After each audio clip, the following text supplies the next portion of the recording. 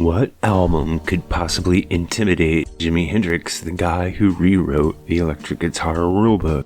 Well, according to Carlos Santana, there was one, and not only might have been the perfect album for him to actually play on.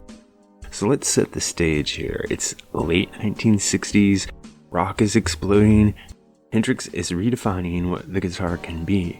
But at the same time, in another genre, the jazz genre, Miles Davis is getting restless. He's bored with traditional jazz forms. He's listening to Sly Stone, James Brown, the Beatles, and Jimi Hendrix. He wants something raw, electric, and dangerous. So Miles starts assembling bands like a special forces unit. He gets multiple drummers, electric bass, keyboards stacked on keyboards, and a guitarist who didn't play like jazz players. So he makes an album that was kind of summed up out of this pool of rock and roll vibes, and that album is called A Tribute to Jack Johnson. And that's the album that I believe scared Jimi Hendrix, because Miles told Jimi Hendrix, I'm going to put one of the baddest rock and roll bands in, so it was Billy Cobham and John McLaughlin and Herbie Hancock and like that, Steve Grossman. You've never heard it. Jack Johnson doesn't feel at all like a jazz album. It feels like a bar fight, a rock jam, kind of a trance, and it's relentless.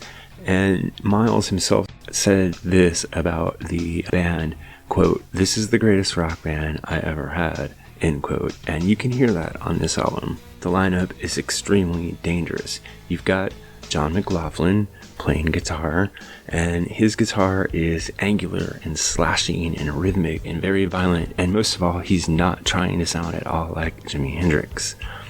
This is where Carlos Santana comes in. Santana has always talked about Miles with absolute reverence, and when he talked about the album Jack Johnson, he said that Hendrix heard it and was shaken. Not threatened as in jealous, but kind of confronted by it. So imagine you're Hendrix. You're the king of the electric guitar, you're exploring blues and soul and psychedelia, and suddenly Miles Davis drops an album that uses rock rhythms, electric instruments, and has a lot of long jams on it. And it's not just loud, it's sophisticated and improvised and fearless. And Miles did all this while stepping into Hendrix's territory, rock and blues, and doing it at a ridiculously high level. So Hendrix was a little bit intimidated, and this is totally understandable, because this album basically said, rock is great, but what if we add the full power of jazz thinking to it? Here is what I find to be the heartbreaking irony here. Miles and Hendrix were actually talking about working together. There were conversations, there were plans, there were rumors of sessions, there are still rumors of tapes being somewhere out there. And when you listen to the album Jack Johnson, you realize that this was the album where Hendrix would have made absolute sense. He wouldn't have had to play bebop or blues. He wouldn't have had to suddenly become a jazz guitarist. He could have done exactly what he did best, which is explore and bend sound and push rhythms inside a band that could move anywhere harmonically. The thought of Hendrix trading ideas with Miles Davis on these sessions is one of history's great what-ifs. Santana didn't say what he said to put Hendrix down. He said it to honor the seriousness of what Miles was doing. He was saying Hendrix recognized greatness outside of his own genre, and Santana is really reminding us that even Hendrix at the top of the mountain could look up to someone else. There's always still another level.